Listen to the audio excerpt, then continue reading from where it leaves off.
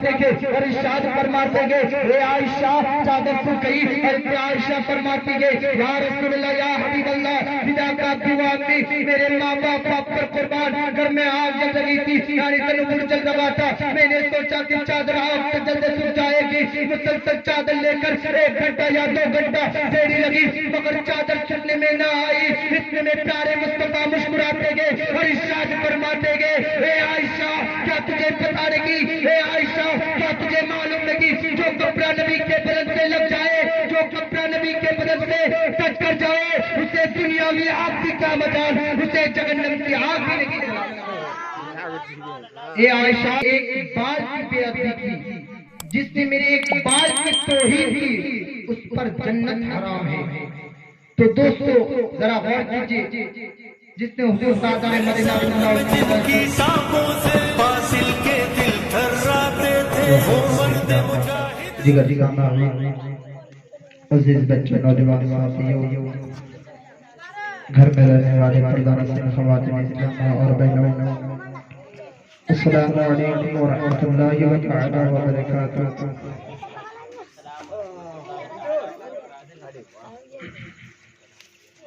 الحمد لله الذي أبقى على الفلاك والأرض والصلاة والسلام على من كان نبيا وآدم وبين الماء والطين والصلاة والسلام على سيد المرسلين أما بعد فقد قال الله تبارك وتعالى في القرآن المجيد والفرقان الحميد أعوذ بالله من الشيطان الرجيم ببركة بسم الله الرحمن الرحيم ولا سوف يعطيك ربك فترضى صدق الله المولانا العظيم وصدق رسوله النبي الأمين المتين المبين المعين الكريم ونحن على ذلك لنا الشاكرين والذاكرين والحمد لله رب العالمين۔ بریلی کی شان سنیوں کی جان اشعار امام احمد رضا خان نبی کے عشق میں قلم کو اٹھاتے ہیں اور کہتے کہ لکھ واہ کیا جو کر کہے شگے بطحا تیرا واہ کیا جو کر کہے شگے بطحا تیرا اور نہیں سنتا ہی نہیں مانگنے والا تیرا اور فرش والے تیری شوکت کا علو کیا جانے فرش والے تیری شوکت کا علو کیا جانے خسروا عرش سے اڑتا ہے فریدا تیرا۔ اور نبی کے عشق میں قلم کو اٹھاتے گئے اور کیا ہی خوب لکھتے گئے کہ منگتا تو ہے منگتا شاہوں میں دکھا دو منگتا تو ہے منگتا شاہوں میں دکھا دو جس کو میرے سرکار سے ٹکرا نہ ملا ہو منگتا تو ہے منگتا شاہوں میں دکھا دو جس کو میرے سرکار سے ٹکرا نہ ملا ہو آتا ہے انہیں فقیروں پر کچھ پیار ایسا آتا ہے فقیروں پر انہیں کچھ پیار ایسا خود بھیک دے اور خود کہے منگتے کا بھلا ہو خود بھیک دے اور خود کہے منگتے کا بھلا ہو۔ آئیے سب پہلے امران مل کر عرب کے چاند مکی سرکار مدنی تاجدار دونوں عالم کے مالک و مختار سید ابرار و خیار شہنشاہ دی وقار لمبے لمبے ہاتھوں سے بھیک دینے والے آقا و داتا پیارے آقا جناب محمد رسول اللہ صلی اللہ علیہ وسلم کی بارگاہ بکشتہ میں درود پاک افراز عقیدت پیش کرے کرے بابر جوان صلی اللہ علیہ وسلم نحن عباد محمد صلی اللہ علیہ وسلم صلاة و سلام علیکہ یا رسول اللہ صلو علیہ صلاة و سلام علیکہ یا حبیب اللہ صلی اللہ علیہ وسلم۔ محترم حضرات افضل کی سامنے قرآن مجید و فرقان حمید کی مشہور معروف آیت کریمہ تلاوت کرنے کا شرف حاصل کر چکا ہوں جس میں رب کائنات ارشاد فرماتا ہے وَلَا سَوْفَ يُعْطِيكَ رَبُّكَ فَتَرْضَىٰ ان قریب آپ کا رب آپ کو اتنا دے گا کہ آپ راضی ہو جائیں گے۔ اب غور کیجئے، اس دنیا میں بسنے والا، اس دنیا میں رہنے والا چاہے جو بھی ہو، چھوٹا ہو یا بڑا، امیر ہو یا غریب، مسکین ہو یا لاچار، بھی دینے والا ہو یا مانگنے والا، بادشاہ ہو یا وزیر، چاہے جو بھی ہو، ان کے دل میں یہ تمنا ضرور پوشیدہ ہوتی ہے، ان کے دل میں تمنا یہ ضرور ہوتی ہے کہ پروردگار عالم مجھ سے راضی ہو جائے، اللہ تبارک و تعالیٰ مجھ سے خوش ہو جائے۔ اور ایک طرف آمنہ کے لال عبداللہ کے لخت جگر، دائی حلیمہ کے دل کے سکون، ہم غلاموں کے آقا، پیارے آقا جناب محمد رسول اللہ صلی اللہ علیہ وسلم کی ذات مقدس سامنے آتی ہے تو معاملہ بالکل برعکس نظر آتی ہے۔ دوسری طرف ایک ایسی ذات مقدس ہے جس کی رضا خود پروردگار عالم چاہ رہا ہے، اسی لیے تو بریلی کے تاجدار فرماتے گے کہ خدا کی رضا چاہتے گے دو عالم، خدا کی رضا چاہتے گے دو عالم، اور خدا چاہتا گے رضائے محمد، خدا چاہتا گے رضائے محمد۔ تو آئیے حقیقت میں مسلمان کون ہے؟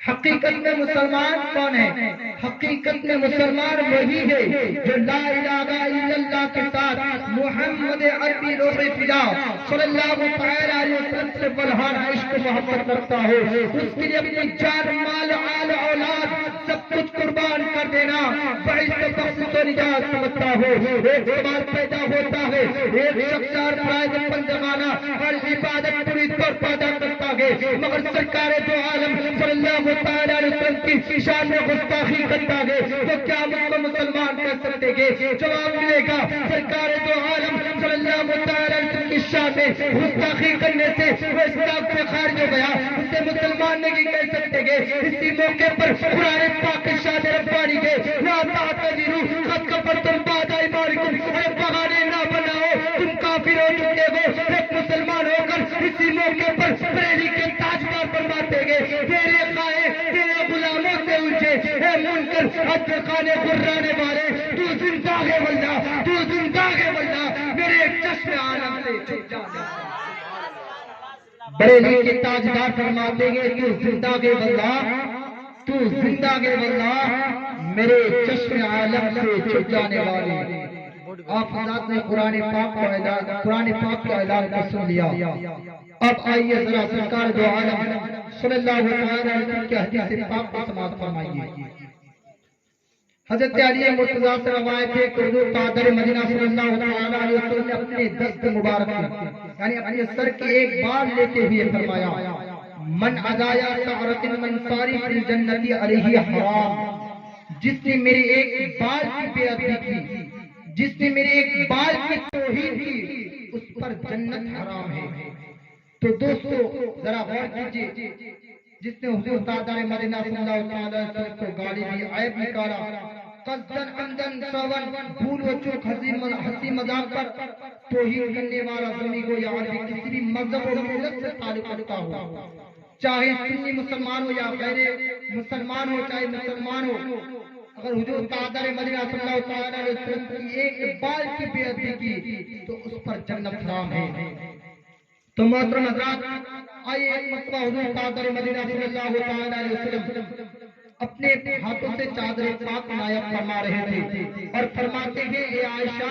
یعنی دھو رہے تھے، اے عائشہ اس چادر کو سکھا دو۔ حضرت عائشہ فرماتی ہے، میں نے چادر لی، گھر میں آگ جل رہی تھی، میں نے سوچا کہ چادر آگ سے جلد سوکھ جائے گی، میں نے سوچا کہ چادر آگ سے جلد سوکھ جائے گی، مسلسل چادر لے کر 1 گھنٹہ یا 2 گھنٹہ ٹھہری رہی، اتنے میں پیارے مصطفیٰ تشریف لاتے گے اور ارشاد فرماتے گے، اے عائشہ چادر سوکھ گئی، اور عائشہ فرماتی گئی، یا رسول اللہ، یا حبیب اللہ، فدا کا دیوانی، میرے ماں باپ آپ پر قربان، گھر میں آگ جل رہی تھی، یعنی تنور جل رہا تھا، میں نے سوچا کہ چادر آگ سے جلد سوکھ جائے گی، مسلسل چادر لے کر 1 گھنٹہ یا 2 گھنٹہ دیری لگی، مگر چادر سکنے میں نہ آئی، اتنے میں پیارے مصطفیٰ مسکراتے گئے اور ارشاد فرماتے گئے، اے عائشہ کیا تجھے پتہ نہیں، اے عائشہ کیا تجھے معلوم نہیں، جو کپڑا نبی کے بدن سے لگ جائے، جو کپڑا نبی کے بدن سے ٹچ کر جائے،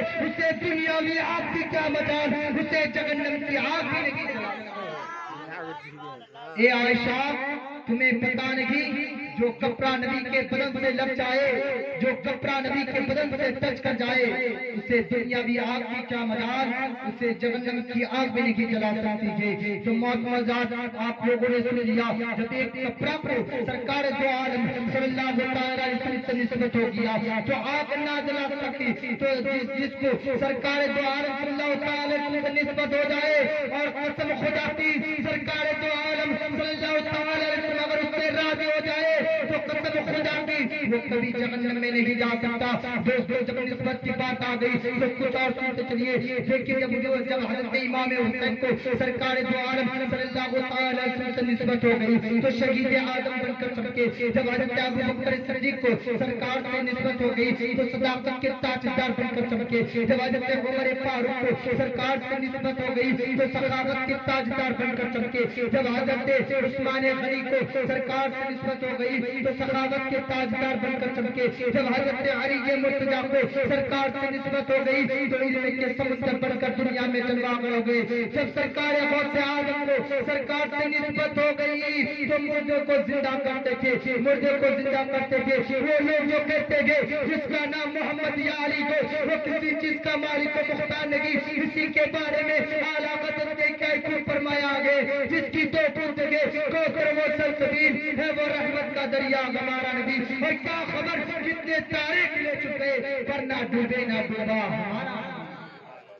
پر نہ ڈوبے نہ ڈوبا ہمارا نبی۔ تو حضرات آپ لوگ ذرا غور سے سنیے گا، میں ایک نکتے کی بات کہنا چاہتا ہوں۔ محترم حضرات نبی کے دور میں ایک شخص کا انتقال ہو جاتا ہے، ایک شخص کا انتقال ہو جاتا ہے اور اس کا بیٹا روتے ہوئے نبی کی بارگاہ میں حاضر ہوتے گے اور عرض کرتے گے یا رسول اللہ یا حبیب اللہ فدا کا بھی وہ امی، میرے ماں باپ آپ پر قربان، میرے باپ کا وہ انتقال ہو گیا ہے، میرے والد صاحب کا انتقال ہو گیا ہے اور میرے باپ کو کوئی غسل دینے والا اور کفن پہنانے والا نہیں ہے، کوئی غسل دینے والا اور کفن پہنانے والا نہیں ہے۔ حضور تاجدار مدینہ صلی اللہ تعالی علیہ وسلم نے حضرت ابو بکر صدیق اور حضرت عمر فاروق کو فرمایا کہ جاؤ اور اس میت کو غسل دو اور کفن پہناؤ۔ حضرت ابو بکر صدیق اور حضرت عمر فاروق جاتے گے اور غسل دینے کے لیے جیسے یہ چہرے سے کپڑے کو ہٹاتے گے تو کیا دیکھتے گے، ان کے چہرے کو دیکھ کر حضرت ابو بکر صدیق اور حضرت عمر فاروق زاروں قطار رو لگیں گے،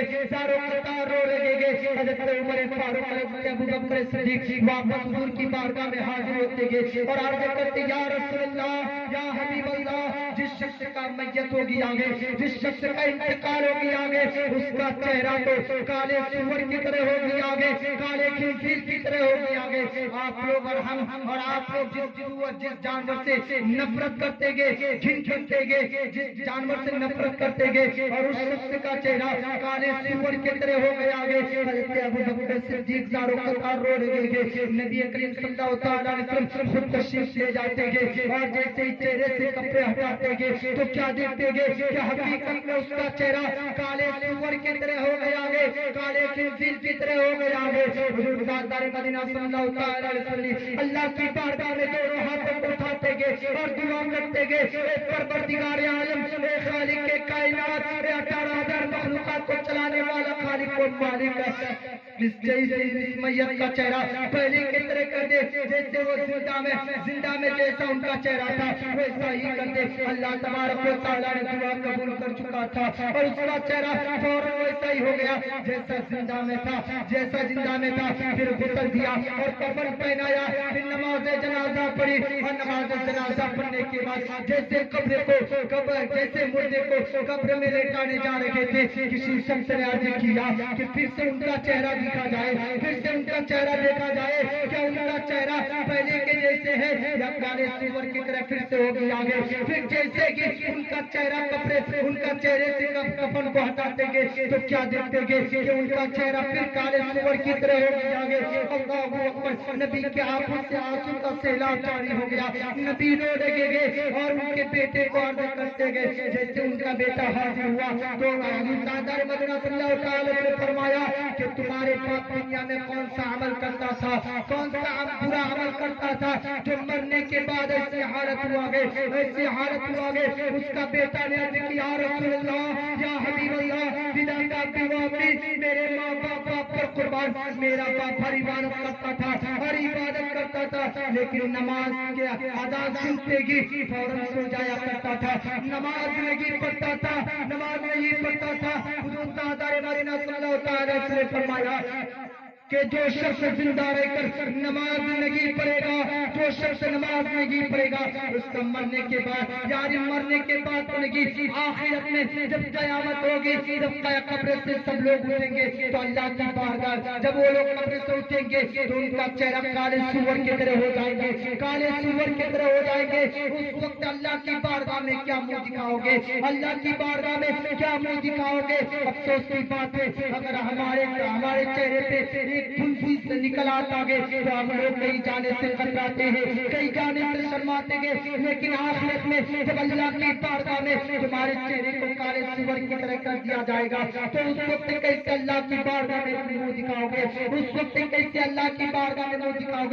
وقت اللہ تبارک و تعالیٰ فرمائے گا کہ تم کو دنیا میں بھیجا تھا جنت حاصل کرنے کے لیے، لیکن تم نے تو جنت کو دنیا ہی میں چھوڑایا ہے، اب تمہارا ٹھکانہ جہنم ہے۔ اور یہ بھی بات سنتے چلیے کہ جو شخص نماز پڑھتا گے تو اس کا کیا حال ہے، اس کا کیا عزم ہے؟ جو شخص نماز پڑھتا گے تو اس کا چہرہ مرنے کے بعد نور پڑتا گے، اس کا چہرہ خوبصورت ہو جاتا گے، اور اندھیری قبر میں جب ان کو رکھا جاتا گے، جب سب لوگ دفن کر کے واپس ہو جاتے گے تو اندھیری قبر میں جب وہ گھبراتے گے تو ان کی نماز اجالا بن کر روشنی بن کر حاضر ہو جاتے گے۔ جب میت سوال کرتے گے کہ تم کون ہو تو وہ نماز ایسے کرتے کہ میں تو دنیا کا نماز ہوں، جب تک دنیا کا نماز ہوں، اور میں تب تک رہوں گا کہ جب تک تمہارا ٹھکانہ جہنم میں نہیں ہوگا، جب تک تمہارا ٹھکانہ جنت میں نہیں ہوگا۔ تو محترم حضرات سوچنے کی بات ہے، اگر نماز پڑھیں گے تو ہمارا چہرہ خوبصورت ہو جائے گا اور اللہ کی بارگاہ میں اور بھی روشن ہو جائے گا اور قبر میں بھی روشنی ہوگی۔ جو نماز نہیں پڑھے گا، جو نماز سے کتراتا گے، جو نماز نہیں پڑھتا گے، ان کا مرنے کے بعد قبر میں ان کا چہرہ کالے سور کی طرح ہو جائے گا۔ اللہ تبارک و تعالیٰ فرمائے گا تم کو دنیا میں بھیجا تھا جنت حاصل کرنے کے لیے، لیکن تم نے تو جنت کو دنیا ہی میں چھوڑایا ہے، اب تمہارا ٹھکانہ جہنم ہے۔ تو محترم حضرات ہم لوگوں کو چاہیے کہ ہم لوگ 5 وقت بعد نماز ادا کریں اور ہم لوگوں کو سننے سے زیادہ عمل کرنے کی توفیق و رفیق عطا فرمائے۔ محترم حضرات آپ کے سننے میں میرے بولنے میں کسی قسم کی غلطی خامی ہو تو میں اللہ تبارک و تعالیٰ کی بارگاہ میں توبہ استغفار کرتا ہوں، توبہ استغفر اللہ ربی من کل ذنب واتوب علیہ، لا الہ الا اللہ محمد رسول اللہ صلی اللہ علیہ وسلم۔ السلام علیکم و رحمۃ اللہ وبرکاتہ۔